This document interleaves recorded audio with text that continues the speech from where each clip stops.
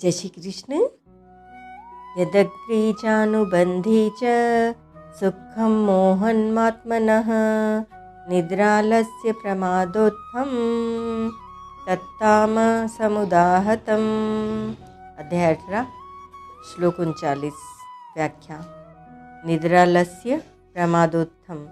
जब राग अत्यधिक बढ़ जाता है तब वह तमोगुण का रूप धारण कर लेता है। इसी को मोह कहते हैं। इस मोह मूढ़ता के कारण मनुष्य को अधिक सोना अच्छा लगता है। अधिक सोने वाले मनुष्य को गाढ़ नींद नहीं आती। गाढ़ नींद न आने से तंद्रा ज़्यादा आती है और स्वप्न भी ज़्यादा आते हैं। तंद्रा और स्वप्न में तामस मनुष्य का बहुत समय बर्बाद हो जाता है, परंतु तामस मनुष्य को इसी से ही सुख मिलता है। इसीलिए इस सुख को निद्रा से उत्पन्न बताया है। तब तमोगुण अधिक बढ़ जाता है, तब मनुष्य की वृत्तियाँ भारी हो जाती हैं। फिर वह आलस्य में समय बर्बाद कर देता है। आवश्यक काम सामने आने पर वह कह देता है कि फिर कर लेंगे, अभी तो आराम कर रहे हैं। इस प्रकार आलस्य अवस्था में उसको सुख मालूम देता है, परंतु निकम्मा रहने के कारण उसकी इंद्रियों और अंतःकरण में शिथिलता आ जाती है। मन में संसार का फालतू चिंतन होता रहता है और मन में अशांति, शोक, विषाद, चिंता, दुख होते रहते हैं। जब इससे भी अधिक तमोगुण बढ़ जाता है तब मनुष्य प्रमाद करने लग जाता है। वह प्रमाद दो तरह का होता है, अक्रिय प्रमाद और सक्रिय प्रमाद। घर परिवार, शरीर आदि के आवश्यक कामों को न करना, निठल्ले बैठे रहना अक्रिय प्रमाद है।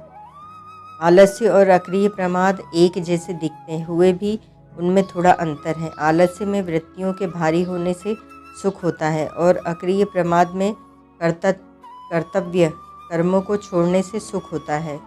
व्यर्थ क्रियाएं, देखना, सुनना, सोचना आदि करना, बीड़ी, सिगरेट, शराब, भांग, तमाकू, खेल तमाशा आदि दुर्व्यसनों में लगना और चोरी, डकैती, झूठ, कपट, बेईमानी, व्यभिचार, अभक्षय, भक्षण आदि दुराचारों में लगाना सक्रिय प्रमाद है। प्रमाद के कारण तामस पुरुष को निरर्थक समय बर्बाद करने में तथा झूठ, कपट, बेईमानी आदि करने में सुख मिलता है। जिसे काम धंधा करने वाले पैसे, मजदूरी या वेतन तो पूरे ले लेते हैं, पर काम पूरा और ठीक ढंग से नहीं करते। चिकित्सक लोग रोगियों का ठीक ढंग से इलाज नहीं करते, जिससे रोगी लोग बार बार आते रहें और पैसे देते रहें। दूध बेचने वाले पैसों के लोभ में दूध में पानी मिलाकर बेचते हैं। पैसे अधिक देने पर भी वे पानी मिलाना नहीं छोड़ते। ऐसे पाप रूप प्रमाद से उनको घोर नरकों की प्राप्ति होती है। तब तमोगुणी प्रमाद वृत्ति आती है, तब वह सत्वगुण के विवेक ज्ञान को ढक देती है। जब तमोगुणी निद्रा आलस्य वृत्ति आती है तब वह सत्वगुण के प्रमाद को ढक देती है। विवेक ज्ञान के ढकने पर प्रमाद होता है तथा प्रकाश के ढकने पर आलस्य और निद्रा आती है। तामस पुरुष को निद्रा, आलस्य और प्रमाद तीनों से सुख मिलता है। इसीलिए तामस सुख को इन तीनों से उत्पन्न बताया गया है। विशेष बात, निद्रा दो प्रकार की होती है, युक्त निद्रा और अति निद्रा। पहला युक्त निद्रा। निद्रा में एक विश्राम मिलता है। विश्राम से शरीर, मन, बुद्धि, अंतःकरण में निरोगता, स्फूर्ति, स्वच्छता, निर्मलता और ताजगी आती है। ताजगी आने से साधन भजन करने में और सांसारिक काम करने में भी शक्ति मिलती है और उत्साह रहता है। इसीलिए युक्त निद्रा दोषी नहीं है, प्रत्युत सबके लिए आवश्यक है। भगवान ने भी युक्त निद्रा को आवश्यक बताया है। ताजगी मात्र के लिए निद्रा साधक के लिए आवश्यक है। जिस साधक के रागपूर्वक सांसारिक संकल्प नहीं होते उसको नींद बहुत जल्दी आ जाती है, और जो ज़्यादा संकल्पशील है उसको नींद जल्दी नहीं आती। इससे यह सिद्ध हुआ कि संसार का जो संबंध है वह निद्रा का सुख भी नहीं लेने देता। निद्रा आवश्यक क्यों है? कारण कि निद्रा में जो स्थिर तत्व है वह साधक को साधन में प्रवृत्त करने में और सांसारिक कार्य करने में बल देता है। इसीलिए निद्रा आवश्यक है। यद्यपि नींद तामसी है, तथापि नींद का जो बेहोशीपना है वह त्याज्य है और जो विश्रामपना है वह ग्राह्य है। परंतु हर एक आदमी बेहोशी के बिना विश्रामपना ग्रहण नहीं कर सकता। अतः उनके लिए नींद का बेहोशी भाग भी ग्राह्य है। हाँ, जो साधना करके ऊंचे उठ जाग गए हैं उनको नींद के बेहोशी भाग के बिना भी जागृत सुषुप्ति में विश्राम मिल जाता है, कारण कि जागृत अवस्था में संसार के चिंतन का सर्वथा त्याग होकर परमात्मा तत्व में स्थिति हो जाती है, तो महान विश्राम सुख मिलता है। इस स्थिति में भी असंग होने पर वास्तविक तत्व की प्राप्ति हो जाती है। जो साधक हैं उनको विश्राम के लिए नहीं सोना चाहिए। उनका तो यहाँ यही भाव होना चाहिए कि पहले काम धंधा करते हुए भगवान का भजन करते थे, अब लेटे लेटे भजन करना है। दूसरा, अति निद्रा, समय पर सोना और समय पर जागना युक्त निद्रा है, और अधिक सोना अति निद्रा है। अति निद्रा के आदि और अंत में शरीर में आलस्य भरा रहता है, शरीर में भारीपन रहता है। अधिक नींद लेने का स्वभाव होने से हर एक कार्य में नींद आती रहती है। 14वें अध्याय के 8वें श्लोक में भगवान ने पहले प्रमाद को दूसरे नंबर में, आलस्य को और तीसरे नंबर में निद्रा को रखा है, परंतु यहाँ पहले निद्रा को, दूसरे नंबर में आलस्य को और तीसरे नंबर में प्रमाद को रखा है। व्यक्ति क्रम का कारण यह है कि वहाँ इन तीनों के द्वारा मनुष्य को बांधने का प्रसंग है और यहाँ मनुष्य पतन करने का प्रसंग है। बांधने के विषय में प्रमाद सबसे अधिक बंधन कारक है, अतः इसको सबसे पहले रखा है, कारण कि प्रमाद निषिद्ध आचरणों में प्रवृत्त करता है जिससे अधोगति होती है। आलस्य केवल अच्छी प्रवृत्ति को रोकने वाला होने से इसको 2 नंबर में रखा है। निद्रा आवश्यक होने से बंधन कारक नहीं है, प्रत्युत अति निद्रा ही बंधन कारक है, अतः इसको तीसरे नंबर में रखा है। यहाँ उससे उल्टा क्रम रखने का अभिप्राय है कि सबके लिए आवश्यक होने से निद्रा इतना पतन करने वाली नहीं है। निद्रा से अधिक आलस्य पतन करता है और आलस्य से भी अधिक प्रमाद पतन करता है, कारण कि मनुष्य ज़्यादा नींद लेगा तो वृक्ष आदि मूढ़ योनियों की प्राप्ति होगी, परंतु आलस्य व प्रमाद करेगा तो कर्तव्य च्युत होकर दुराचार करने से नरक में जाना पड़ेगा। यदग्रे चानुबंधे च सुखम मोहन मात्मनः, निद्रा आलस्य प्रमाद से उत्पन्न हुआ सुख आरंभ में और परिणाम में अपने को मोहित करने वाला है। इस सुख में न तो आरंभ में विवेक रहता है और न परिणाम में ही विवेक रहता है, अर्थात यह सुख विवेक को जागृत नहीं होने देता। पशु पक्षी कीट पतंग आदि में भी विवेक शक्ति जागृत न रहने से वे क्रिया के आरंभ और परिणाम को सोच नहीं पाते। ऐसे ही जिस सुख के कारण मनुष्य यह सोच ही नहीं सकता कि इस निद्रा आदि से उत्पन्न हुए सुख का परिणाम हमारे लिए क्या होगा, उससे क्या लाभ होगा, क्या हानि होगी, क्या हित होगा, क्या अहित होगा, उस सुख को तामस कहा गया है। तत्ताम समुदाहतम, विशेष बात। पहला, प्रकृति और पुरुष दोनों अनादि है और ये 2 हैं, इस प्रकार इनकी पृथकता का विवेक भी अनादि है। यह विवेक पुरुष में ही रहता है, प्रकृति में नहीं। जब यह पुरुष इस विवेक का अनादर करके अविवेक के कारण प्रकृति के साथ संबंध जोड़ लेता है, तब इस संबंध के कारण पुरुष में राग पैदा हो जाता है। तमोगुण की वृत्ति जो प्रमाद है वह तो अच्छी प्रवृत्ति को रोककर खेलकूद आदि सामान्य फालतू क्रियाओं में लगाता है, परंतु जब प्रमाद के साथ राग मिल जाता है जो कि रजोगुण का रूप है, तब उसमें कामना पैदा हो जाती है। कामना से फिर अनेक तरह के पाप अनर्थ होते हैं जिनका परिणाम बड़ा भयंकर होता है। दूसरा, राग से अनेक विकार पैदा होते हैं, पर वे सब विकार प्रकृति में ही होते हैं, पुरुष में नहीं। प्रकृति के साथ तादात्म्य होने से पुरुष प्रकृति के उन विकारों को अपने में मान लेता है, तो यह पुरुष भोगी हो जाता है। परंतु जब इसको यह बोध हो जाता है कि विकार आते हैं और जाते हैं, उत्पन्न होते हैं और नष्ट होते हैं, पर विकारों के आदि और अंत को देखने वाली अपनी नित्य सत्ता ज्यों की त्यों रहती है, तब उस अवस्था में पुरुष योगी हो जाता है। जब राग बहुत सूक्ष्म रहता है तब विवेक प्रबल रहता है, जब राग बढ़ जाता है तब विवेक दब जाता है, मिटता नहीं। पर विवेक ठीक तरह से जागृत हो जाए तो फिर राग टिकता नहीं, अर्थात राग का अभाव हो जाता है और उस समय पुरुष मुक्त कहलाता है। उस राग के कारण मनुष्य की प्रकृतिजन्य सुख में आसक्ति हो जाती है। उस आसक्ति रहते हुए जब मनुष्य किसी कारणवश सात्विक सुख को प्राप्त करना चाहता है, तब राजस और तामस सुख का त्याग करने में उसे कठिनता मालूम देती है। यत् दग्रे विषमीव, परंतु जब राग मिट जाता है तब वह सुख अमृत की तरह हो जाता है। परिणामे मृतोपमम, राग के कारण ही रजोगुणी सुख आरंभ में अमृत की तरह दिखता है, पर वह सुख परिणाम में प्राणी के लिए जहर की तरह अनिष्टकारक अर्थात महान दुख रूप हो जाता है।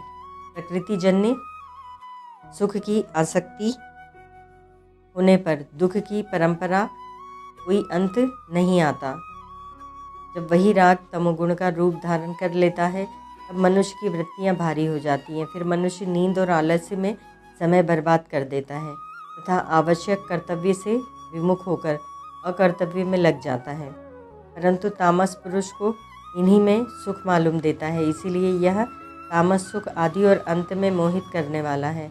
दूसरा, जो प्रतिक्षण अभाव में जा रहा है वह वास्तव में नहीं है, पर जो नहीं को प्रकाशित करने वाला तथा उसका आधार है वह वास्तव में है, तत्व है। उसी तत्व को सच्चिदानंद कहते हैं।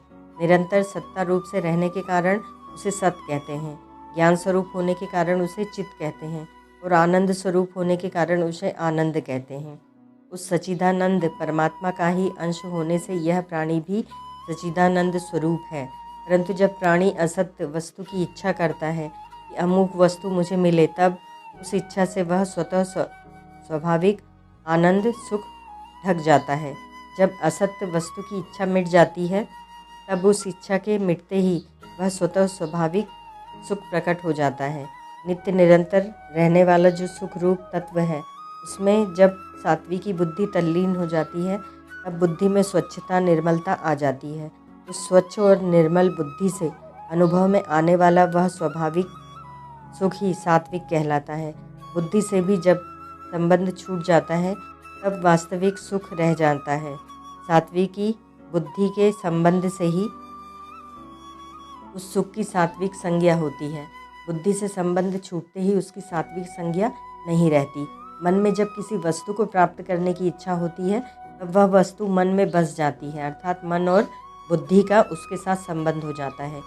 जब वह मनोवांछित वस्तु मिल जाती है तब वह वस्तु मन से निकल जाती है, अर्थात वस्तु का मन में जो खिंचाव था वह निकल जाता है। उसके निकलते ही अर्थात वस्तु से संबंध विच्छेद होते ही वस्तु के अभाव का जो दुख था वह निवृत्त हो जाता है और नित्य रहने वाले स्वतः सिद्ध सुख का तात्कालिक अनुभव हो जाता है। वास्तव में यह सुख वस्तु के मिलने से नहीं हुआ है, प्रत्युत राग के तत्कालिक मिटने से हुआ है। पर राजस पुरुष भूल से उस सुख को वस्तु के मिलने से होने वाला मान लेता है। वास्तव में देखा जाए तो वस्तु का संयोग बाहर से होता है और प्रसन्नता भीतर से होती है। भीतर से जो प्रसन्नता होती है वह बाहर के संयोग से पैदा नहीं होती, प्रत्युत भीतर मन में बसी हुई वस्तु के साथ जो संबंध था उस वस्तु से संबंध विच्छेद होने पर पैदा होती है। तात्पर्य यह है कि वस्तु के मिलते ही अर्थात बाहर से वस्तु का संयोग होते ही भीतर से उस वस्तु से संबंध विच्छेद हो जाता है और संबंध विच्छेद होते ही नित्य रहने वाले स्वाभाविक सुख का आभास हो जाता है। जब नींद में बुद्धि तमोगुण में लीन हो जाती है तब बुद्धि की स्थिरता को लेकर वह सुख प्रकट हो जाता है। कारण कि तमोगुण के प्रभाव से नींद में जागृत और स्वप्न के पदार्थों की विस्मृति हो जाती है। पदार्थों की स्मृति दुखों का कारण है। पदार्थों की विस्मृति होने से निद्रावस्था में पदार्थों का वियोग हो जाता है। उस वियोग के कारण स्वाभाविक सुख का आभास होता है। इसी को निद्रा का सुख कहते हैं। परंतु बुद्धि की मलिनता से वह स्वाभाविक सुख जैसा है वैसा अनुभव में नहीं आता। तात्पर्य है कि बुद्धि के तमोगुणी होने से बुद्धि में स्वच्छता नहीं रहती और स्वच्छता न रहने से वह सुख स्पष्ट अनुभव में नहीं आता। इसीलिए निद्रा के सुख को तामस कहा गया है। निद्रा को तामस सुख कहने का अभिप्राय यह है कि इसमें बुद्धि मोहित हो जाती है, अर्थात उसमें बेहोशी आ जाती है। उस बेहोशी से संसार की सर्वथा विस्मृति हो जाती है, जो जागृत अवस्था सर्वथा दब जाती है। इसीलिए इसको तामस सुख कहा गया है। अगर इंद्रियों सहित बुद्धि मोहित ना हो तो यही अवस्था समाधि हो जाती है। समाधि से भी विश्राम मिलता है। इस विश्राम में निद्रा से मिलने वाली जो ताजगी है वह मिल जाती है, परंतु इस ताजगी का सुख लेने से गुणातीत नहीं होता। गुणातीत तो समाधि के सुख से असंग होने से ही होता है। प्रकृति क्रियाशील परिवर्तनशील है और परमात्म तत्व अपरिवर्तनशील निर्विकार शांत निश्चल है। निद्रावस्था में उस निश्चल तत्व में स्थिति हो जाती है, परंतु अंतःकरण में भोगों का महत्व रहने से निद्रा के बाद मनुष्य की फिर भोग और संग्रह में ही रुचि हो जाती है और वह उसी में लग जाता है। इस प्रकार राग के कारण मनुष्य उस निश्चल तत्व से लाभ नहीं ले सकता और निद्रा से केवल थकावट दूर कर लेता है। अगर वह भोग और ऐश्वर्य की आसक्ति का सर्वथा त्याग कर दे तो उसकी निद्रा में और निद्रा के बाद भी स्वरूप में स्वतः स्वाभाविक अटल स्थिति रहेगी। इन सब का तात्पर्य यह है कि सात्विक मनुष्य को संसार से विमुख होकर तत्व में बुद्धि के तल्लीन होने से सुख होता है। राजस मनुष्य को राग के कारण अंतःकरण में बसी हुई वस्तु के बाहर निकलने से सुख होता है और तामस मनुष्य को वस्तुओं के लिए किए जाने वाले कर्तव्य कर्मों की विस्मृति से और निरर्थक क्रियाओं में लगने से सुख होता है। इससे यह सिद्ध हुआ कि जो नित्य निरंतर रहने वाला सुख रूप तत्व है वह असत्य के संबंध से आच्छादित रहता है। विवेक पूर्वक असत्य से संबंध विच्छेद हो जाने पर, राग वाली वस्तुओं के मन से निकल जाने पर और बुद्धि के तमोगुण में लीन हो जाने पर जो सुख होता है वह उसी सुख का आभास है।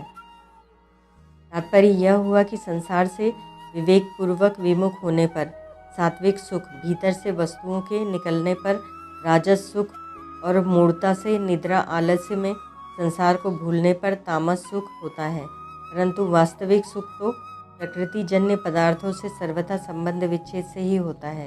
इन सुखों में जो प्रियता, आकर्षण और सुख का भोग है वही परमार्थिक उन्नति में बाधा देने वाला है, पतन करने वाला है। इसीलिए परमार्थिक उन्नति चाहने वाले साधकों को इन तीनों सुखों से संबंध विच्छेद करना अत्यंत आवश्यक है। परिशिष्ट भाव। तामस मनुष्य में मोह रहता है। तमस्त्व ज्ञानजम विद्धि मोहनम सर्वदेहिनाम, गीता 14:8। मोह विवेक में बाधक होता है। तामसी वृत्ति विवेक जागृत नहीं होने देती, इसलिए तामस मनुष्य का विवेक मोह के कारण लुप्त हो जाता है, जिससे वह आरंभ या अंत को देखता ही नहीं।